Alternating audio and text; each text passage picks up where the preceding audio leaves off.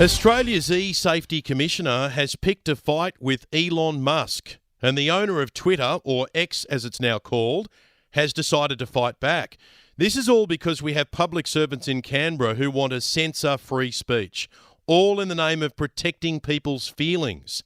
Australia's eSaftey Commissioner is Julie Inman-Grant. She used to work for Twitter, and back then the company was silencing opinions that it didn't like and promoting opinions they did like. Lots of people with conservative opinions were shadow banned, so their tweets couldn't be seen. And it got to the point in America where Democrats had Twitter on speed dial for when they spotted something they hated. They'd have accounts suspended and certain tweets hidden. It got so bad that Elon Musk threatened to buy the company and tear out the many layers of censorship. And that's what he's done. And he's now facing a fine from a former employee who happens to be the eSaftey Commissioner down under, Julie Inman-Grant. Now, she was lured to this job as internet cop by Malcolm Turnbull. Her department gets around $42 million a year. And with this money, she's currently going after a Canadian bloke for tweeting about a trans activist who works for the United Nations. What? Yes, we told you about it last week. You can't make this stuff up. This man lives in Canada. He was tweeting about someone from the UN, and now he's got the American-born Australian eSaftey Commissioner chasing him down, backed by a bunch of lawyers. Why are we spending money on this crap? The bloke who sent the tweet, Chris Elston, has been sent a letter from the Australian government. He's been ordered to delete the tweet. And Julie Inman-Grant has now threatened Twitter with a fine if the tweet isn't removed. And here's where it gets interesting. Initially, Twitter caved in and removed the tweet from view, but now there's been a rethink. After all of the publicity that this case has received, Twitter has now decided to stand up for free speech. Twitter, or X, says in a statement, last week, X was ordered by the Australian eSaftey Commissioner, subject to an approximately $800,000 fine, to remove a user's post.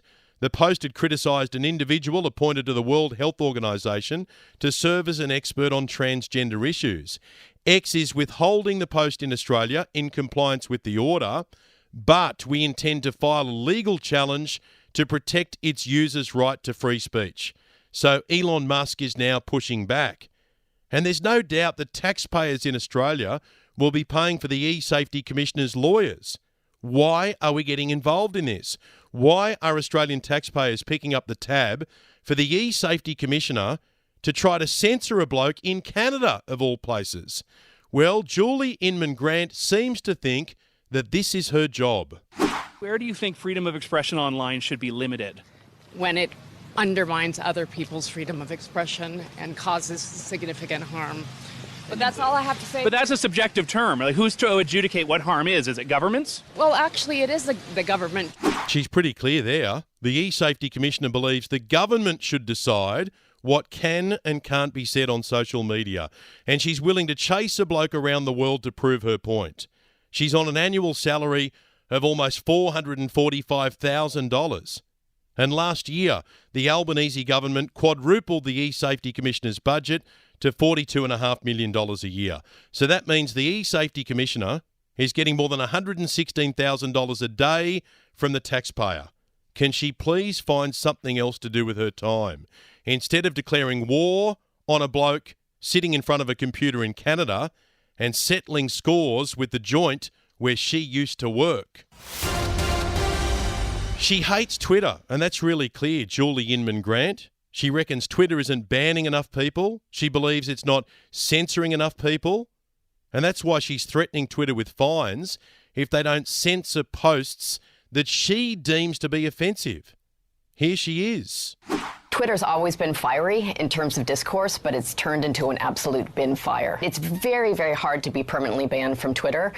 You have to be the most egregious, repetitive spewers of hate. Who are these accounts? Are they given special dispensation? Are they able to tweet without immunity, particularly if they're paying for a Twitter Blue subscription?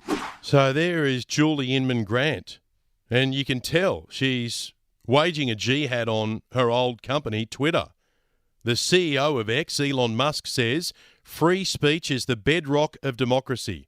Well, if this one goes to court, I think I'll be cheering on Elon.